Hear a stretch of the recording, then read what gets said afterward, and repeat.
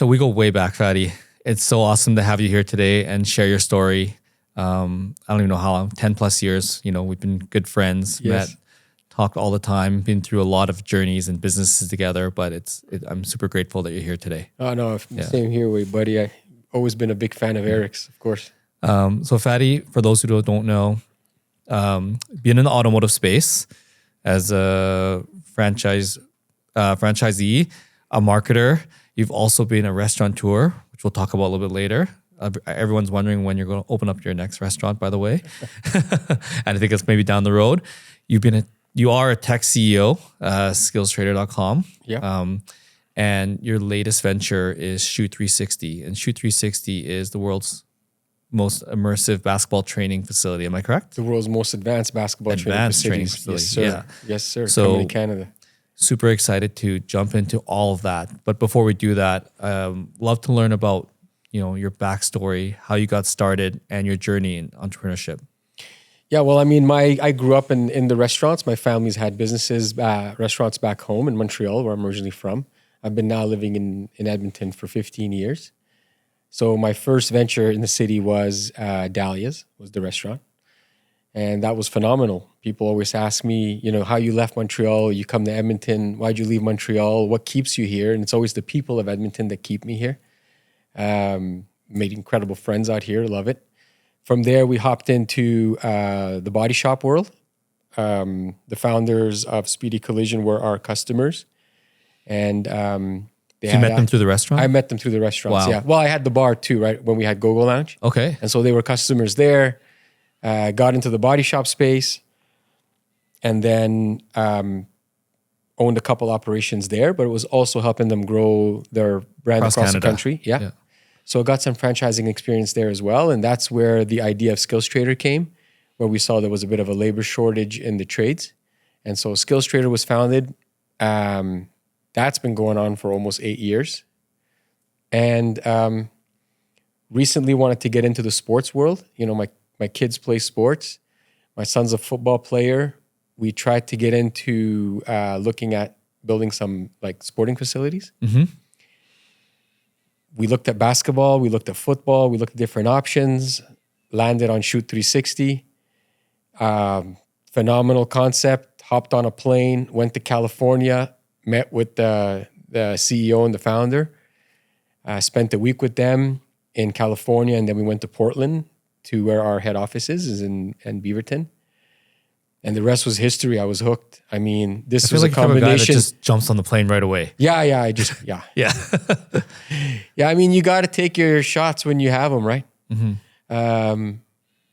But it was for me, it was kind of like everything was coming to that, coming from the hospitality space. I love hospitality, love restaurants.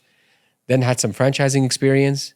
So we knew what not to do, growing across Canada, like growing too fast and stuff like that, and not taking care of your franchisees. Mm-hmm.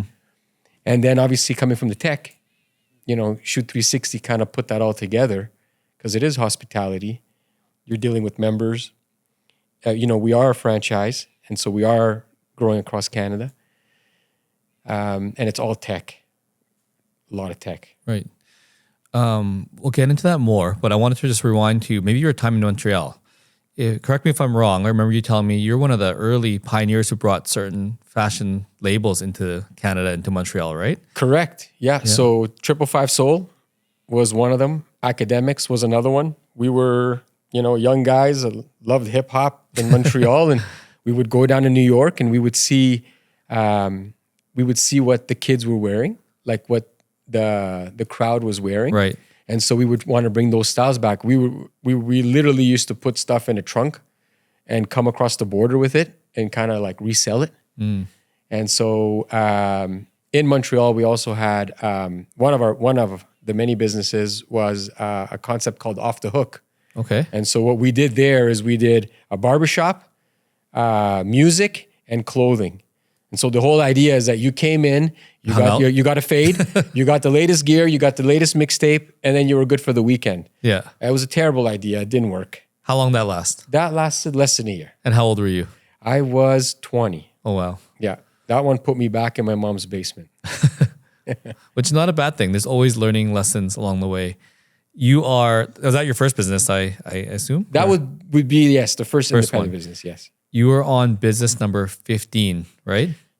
Shoot 360 is the 15th time we incorporate a company, yes, and Yeah. get to work building.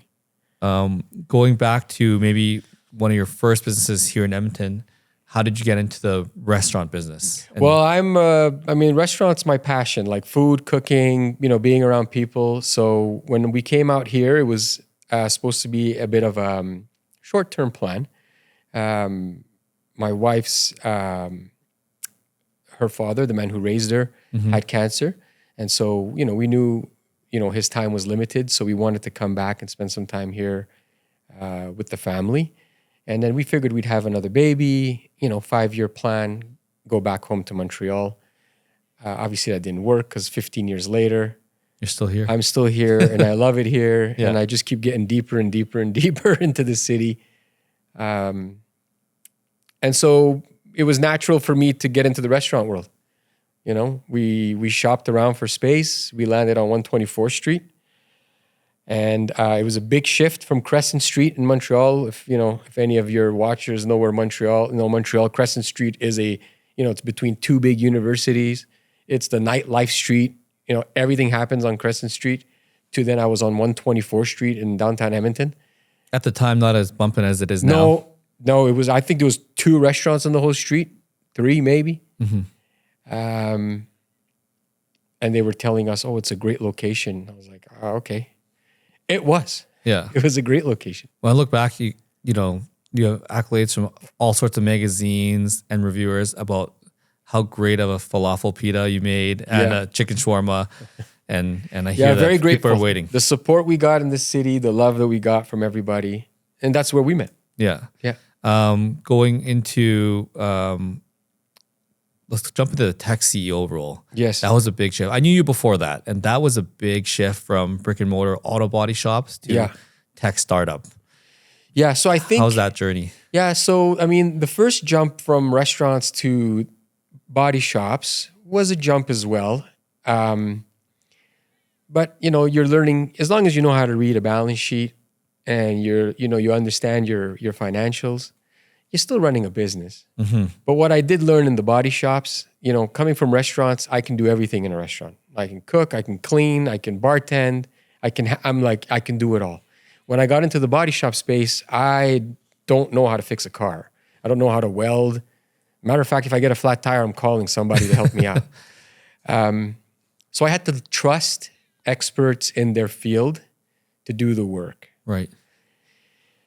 That was a big shift for me professionally. Learning to trust other experts in their field to do the work, putting the right person in the right bus and in the right seat.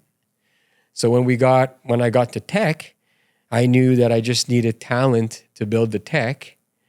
And, when it comes to networking and, building and getting our foot in the door, like that's something that's not too hard for me, especially now after all these years in business and all these different, ventures that we've been in.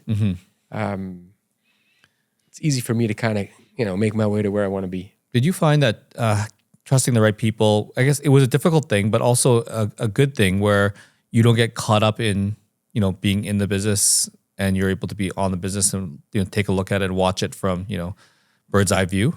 Yeah. Not being being looking at the forest, not being in the forest. Yeah. But when you have your own business, man, as you know, buddy, it's never like that. You never, easy. you book your vacation 2 days before your vacation. That, okay, I have a window here. It's time to go. And so you go. There's always something that you got to deal with. But you're only as strong as your team is. And I've been very grateful for the last couple of startups that we've had. We've surrounded by really good people.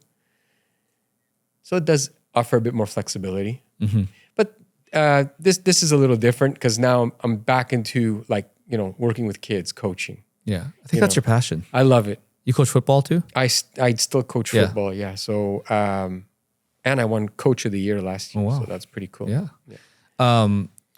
You are running a tech company, Skills Trader, but you've also gone to that passion of coaching with Playmaker Academy. Can you Yes. tell me about Playmaker Academy? Yeah, so when we had Skills Trader, at one point we made a deal with Nike Canada. Right. And so That's a big deal. yeah, it is a big deal. The whole idea there was that, there's certain communities out there and there's certain individuals out there that sometimes can't afford to play the sport. And so we actually built Playmaker after it came from Skills Trader. And, it was supposed to be just camps that if you can't afford the camp, we had scholarships in place. You applied privately and the kid made it, and that was it. When we were transitioning to Playmaker, we knew that there was a huge opportunity with Nike to build sports camps. And, Skills Trader gave me a clear view of what a lot of the American universities do with their sports programs. And we're a little behind in Canada. Just a little? We're a little behind. And so it was always like, how are we going to compete with them if we're not bringing up the same level? So we carved out Nike from Skills Trader. We created Playmaker Academy. And what we're doing there is we're working on camps for youth, but we also want to have a bit of a competitive edge. So you brought in the best coaches. I see. we have really solid coaches. So we do football right now.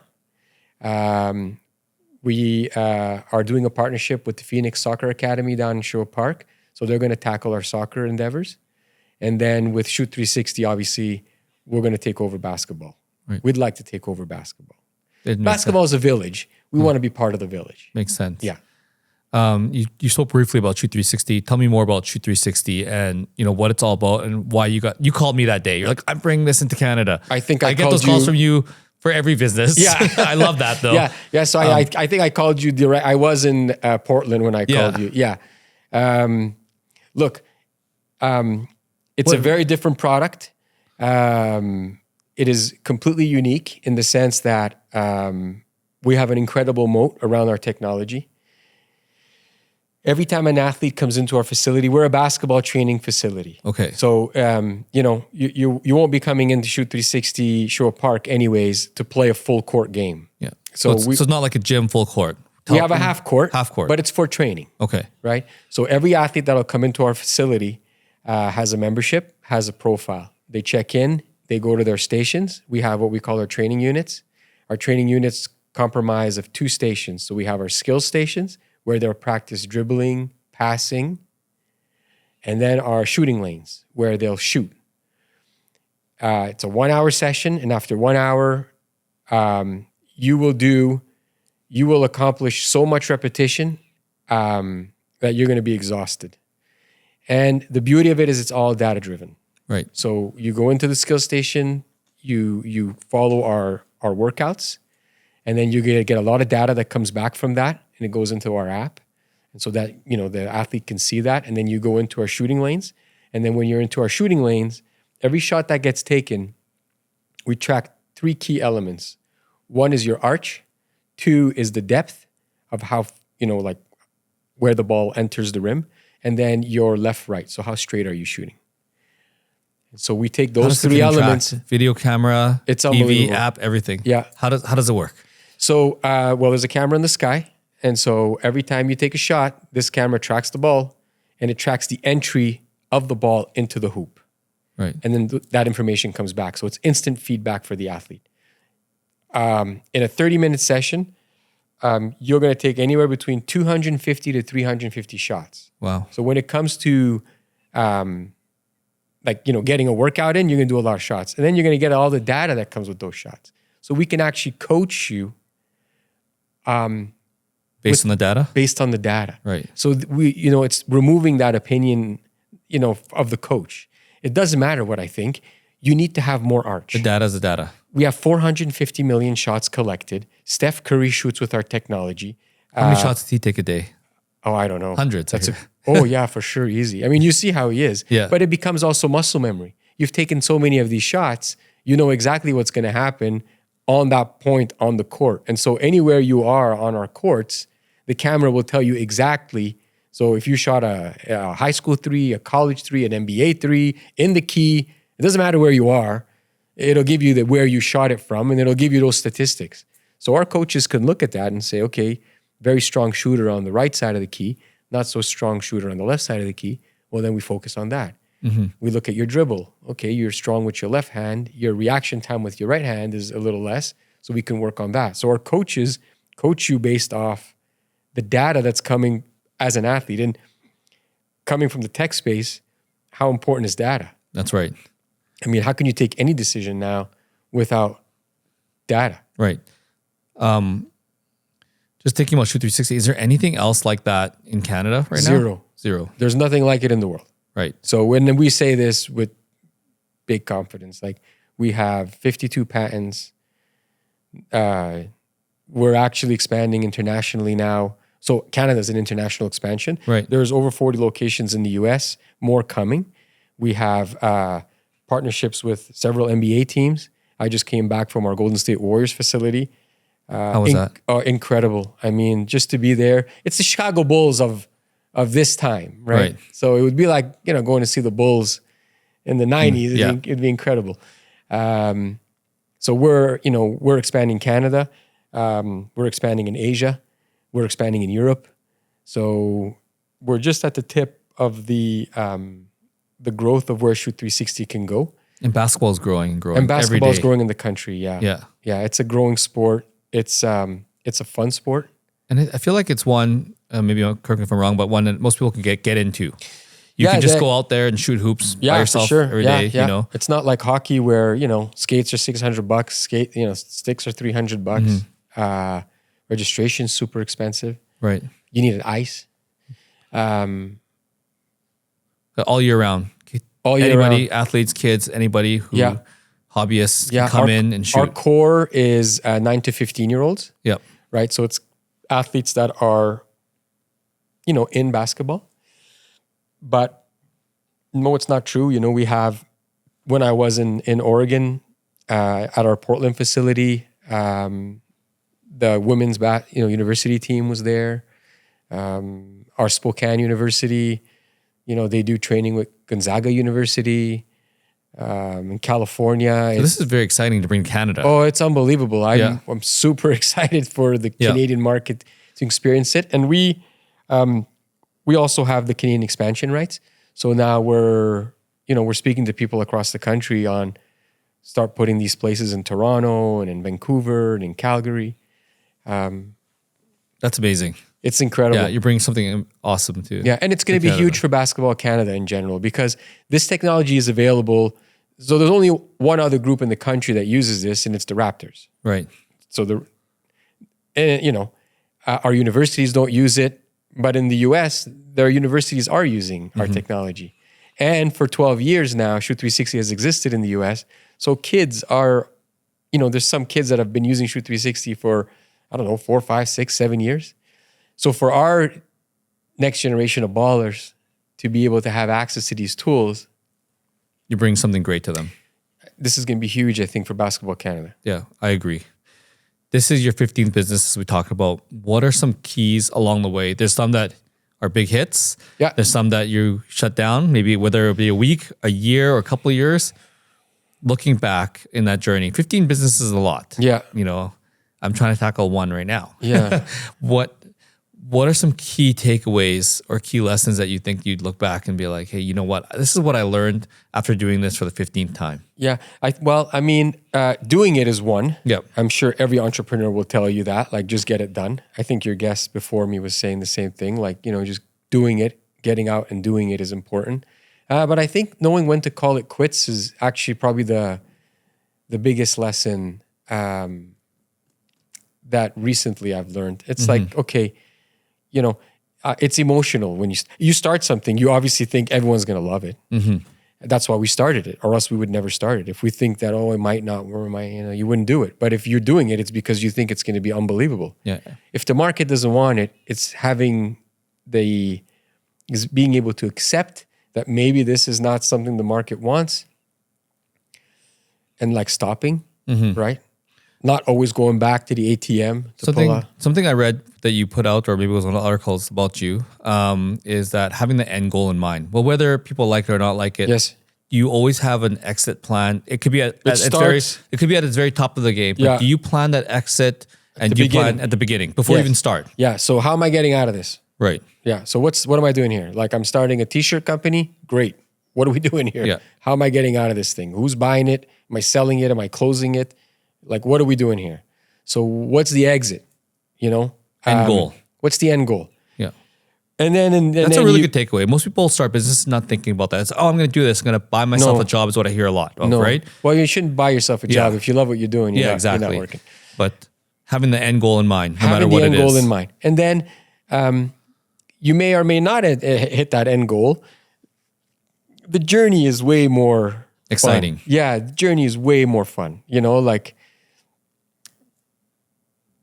I mean, you guys came with us when we went to Berkshire Hathaway with Texas. Skills Trader in Yes. Texas. You know, I mean, to get that call and they say, hey, would you present to the Berkshire Hathaway directors? I mean, I lost my marbles that day, Yeah. right? I was Also, you're a big fan of the Cowboys. And huge fan on of the the field, Cowboys, walking yeah. around. Yeah. Yeah. We did, yeah. Like our team was able they to took walk us around. to the Texas Stadium. Yeah. We went into Jerry's office and everything. So the journey is super important. And you become better at picking who goes on this journey with you. I think, you know, although the network has grown, the circle has shrunk. If that makes any sense. I think as we get older, that's like our friend group. Yeah. It becomes like you have go-tos. I know if I need something, it's Eric or it's this person or that Yeah. person. You know, it really shrinks.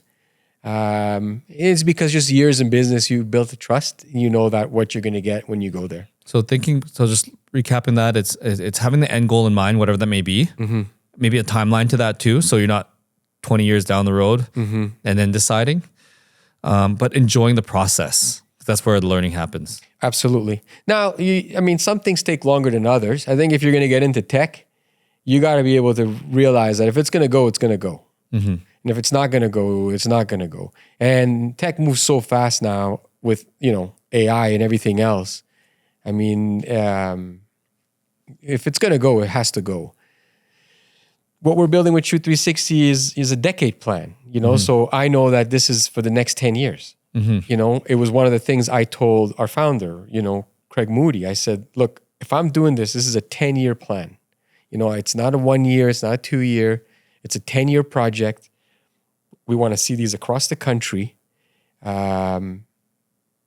So, you know, we have an end goal, but we know that end goal is a 10-year goal. Right. It's not, it won't happen tomorrow. And everybody wants quick. They see all the overnight successes, quote unquote, right? But it's never just the overnight success. They never see the 5, 10 years, 24-hour working days. It's the 10-year overnight success. They never see that. Yeah. That's right. You've been through a lot over those 15 businesses and over, you know, the past couple decades. Looking back, are there any decisions or, you know, paths that you might have took differently that you think that would have looked back and say, you know, I would have changed that. Things would have been different now. Yeah, for sure. I mean, what are the learning lessons that we want maybe our audience or me not do if I had that chance? The reason why there's 15 of them is because every time I see a shiny object, I was like, let's do it, you know? Now I got a process to the let's do it. I try to kill the idea too. So I say, okay, we're going to do this. And then I try to kill the idea. And as long as the idea keeps coming back up, then we're like, okay, maybe we do have something here. I think I've become better now at picking and choosing on like, because we get a lot of opportunities, you know, as you do as well. People call, you know, and they say, I got this, I got that. That's a hard one. You have to be able to say no. Say no. Hey, that's another big one that I learned too in business. The most powerful word in business is no. It's the ability to say no. That also buys you time to focus on what you have to do and what's currently happening to get done too. Yeah, I think when people come to you and they want to work with you or they want to give you something and you tell them no, it takes a lot sometimes. Yeah, it worked really well for us, for sure. You have built some of the most amazing partnerships and opportunities. Just to name a few off the top of my head, there's Nike. Yes. Which is amazing. We're big fans of Nike. Yeah. You called me that day also. Yeah. Eric, I got Nike on the phone.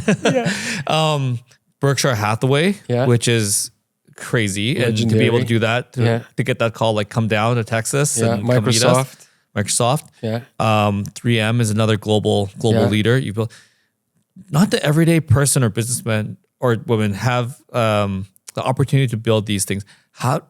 What are some tips or tricks, or like how would someone like me start in that path? Or you can't just call up Nike and be like, hey, let's work together. Well, you got to does be this- lucky. You how got to does be this lucky a happen little to you? bit. You got to Yeah. be lucky. You do got to be lucky a little bit. I mean, everything happens for a reason. We had a customer of ours at Skills Trader who I was talking to about construction, and I was telling him how I wanted to build a performance center, and he had sold his tennis program to Nike. Okay. And so he was like, do you want to meet Nike? And I said, of course. I think meeting anybody they're just humans like we are. It's being genuine and building that relationship. And I think when people see past the handshake and steak dinner, that there's actually a mission here, people gravitate around that. One of my mentors and best friends in the world was the president for Sherwin-Williams Canada. He was instrumental in helping us learn how to speak to Fortune 200 companies. There's so many layers when you start talking Fortune 200 companies on how to get to the right person to be able to get that signature so that you can, at the end of the day, have that partnership logo, right? Mm-hmm. But you don't only just get that signature. I find you have this skill where you build lifelong friendships with these, not only organizations, but the people at these organizations. Yeah. And then from that, just rolling to my next question is, I feel like opportunities fall in your lap, and you probably say sure. no to them, and you call me on half of them. Yeah. But again, the everyday person doesn't get these opportunities. Yeah. What's the magic formula or there is no magic formula to get these like Shoot 360 doesn't come to you as like, hey, Fadi, I don't know you. Let's bring this to Shoot Canada. 360 didn't come to me. I went to it, Yeah. right? Like I saw it. I hopped on a call with our founder. Yep. I told him, look, man, I love what you're doing. And, that was a Saturday. Tuesday, I was on a plane. So take aggressive action and make it happen. Yeah. Yeah. What's the worst that can happen? My wife's always, I stress a lot too as an entrepreneur. I think the sky's falling a lot. Mm-hmm. And she's constantly there to remind me, what's the worst that can happen? Yeah. A lot of people what I hear a lot now is I sent the email or fill out a form website and I'm just waiting. Sure. I feel like that's not what you do. No. No, I don't wait. Yeah. No. And I think that's what makes the difference between some and others. Well, when your success relies on you and people's success relies on you as well, you don't have the luxury to wait. Pick up the phone. You got to pick up the phone. Right. Or put up your hand. Right? Don't be afraid to ask a question. I met our CTO for Skills Trader at a room that I was the least intelligent guy there. These were all engineers. These are all software, programmers and stuff. Right. And the facilitator who worked on projects like Netflix and Amazon, when you check out and it says most people that buy this, buy this, like his company did that. Right. That's crazy. No, like this is another fella, Christian Idioti, phenomenal guy. And so he was, anybody want to talk about their project? I put my hand up, I said, I got a problem. Here's what we're trying to build. And that's how we met our engineer, right? So yeah. So opportunities happen when you're not afraid to put your hand up and take that risk. What's the worst that can happen? What's the worst that can happen? Yeah. And if they want to laugh at me, well, we'll figure that out. Yeah. Yeah. But it's good to get that feedback. Correct. Yeah. Yeah. Especially from a room like that. But, yeah. But I feel like you put your hand up a lot. And because I get these calls as you're a good friend and I'm always excited for you, but I don't get those calls every day from people. Well, I'm a big fan of yours too, buddy. Yeah. I've known you for a long time. You have an incredible reputation in the city and outside of the city. Thank you. You don't get to where you are as well by, not being genuine with people, not being fair with people, not putting out a right product. Doesn't matter how nice you are. Eventually people will stop, using your services. So the love goes both ways, my man. Appreciate it.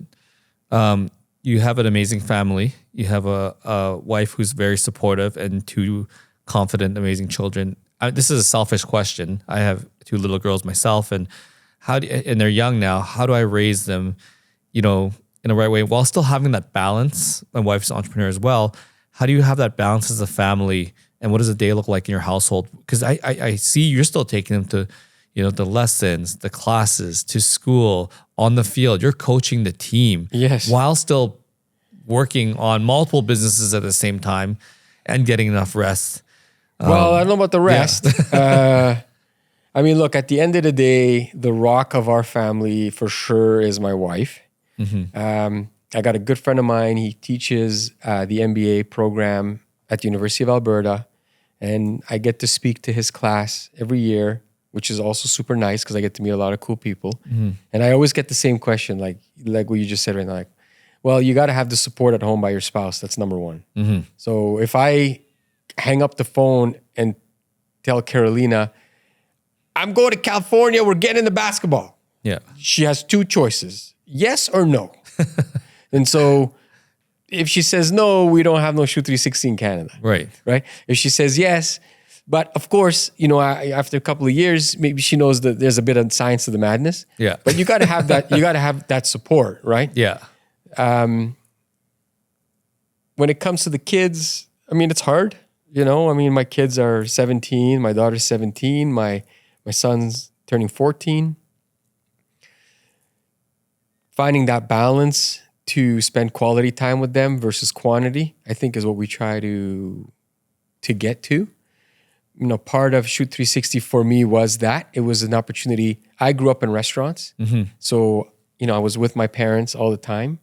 It wasn't always great, but you're around them. Yeah. I grew up in a restaurant, and it's definitely not always great. No, it's not. It's not like being in a gym playing basketball with the coolest tech in the world. Yeah, it's going to be a little different.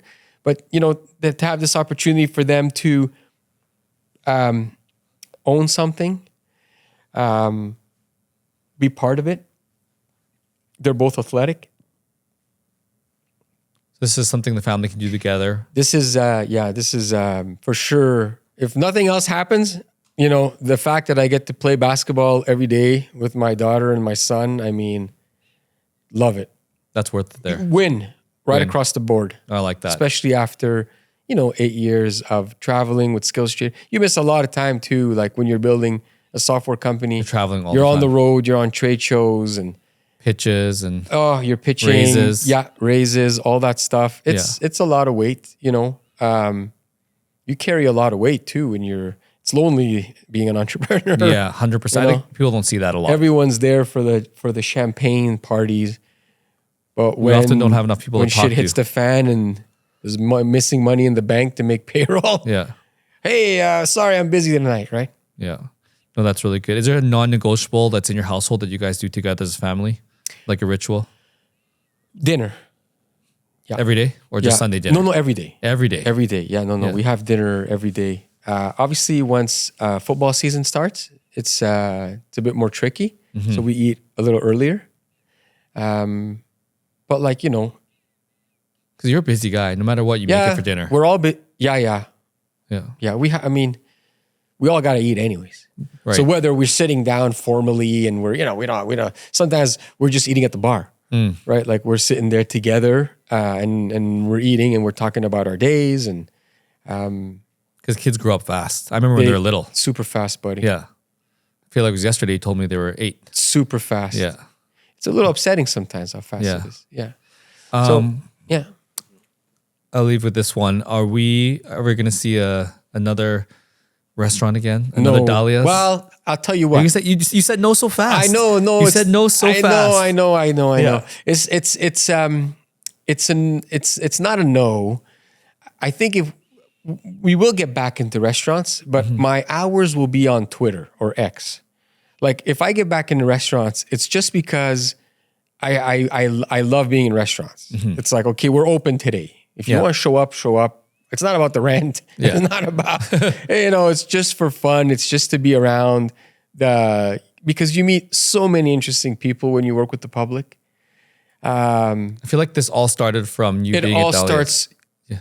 I think the tools that I learned growing up in Montreal on Crescent Street, I mean, everybody and their mother came to our restaurants from the, This is your dad's restaurant. correct, Yeah. from Pierre Elliott Trudeau, to his son, to Tom Selleck, to the Montreal Canadiens, to the homeless guy down the street. I mean, so you That's why you're a learn. Canadians fan. Yeah, Not big Oilers hat, fan. yeah. No. No, I like the Oilers. They've always been my second Yeah. team. You couldn't not love the Oilers when Being here. or when Gretzky and Yes. Curry. I mean, you couldn't. Anybody that says they didn't love that team is lying. They're probably from Calgary. So, learning how to talk to these different characters, you gauge your audience. So those days taught me a lot on Crescent Street, and growing up in Montreal, having access to all these different cultures, right? Like everybody I knew spoke 3 languages. Mm-hmm. It wasn't foreign for me to know 3. Like everybody spoke 3. Mm-hmm. When I moved here, I realized most people speak 1. That's right. Everybody spoke 3: French, English, and pick one. Arabic, Italian, Greek, Spanish, Right. Chinese. It doesn't matter. Everybody spoke something. And so when you understand the language, you understand the culture. I grew up with a lot of Haitians. I grew up with, a lot of Jewish brothers, a lot of, Black brothers, a lot of Asian brothers. And so when you eat their food, so that helps when I'm interacting with I think people food as really well. brings people together. Yeah. Yes. And I think people will ask, when are we going to expect Shoot 360 to open here?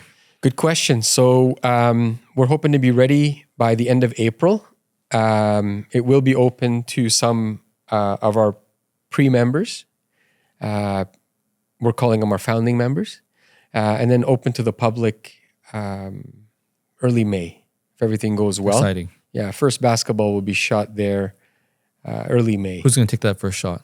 Probably my daughter. Okay. Yeah, she's probably my daughter. She'll be the first one there, and then my son and us. Yeah. Yeah, and we got a good team now. We've put a pretty solid starting 5, let's call it. Yeah. We're really excited to get going, and I think it's going to be well received in the basketball world in Canada, and then we're ready to see take where it it from the goes. Americans, buddy. Yeah. Awesome. Well, thanks so much for being here today and sharing your story. I think there was so much in there to Appreciate you, buddy. unpack and for people to learn about. All right.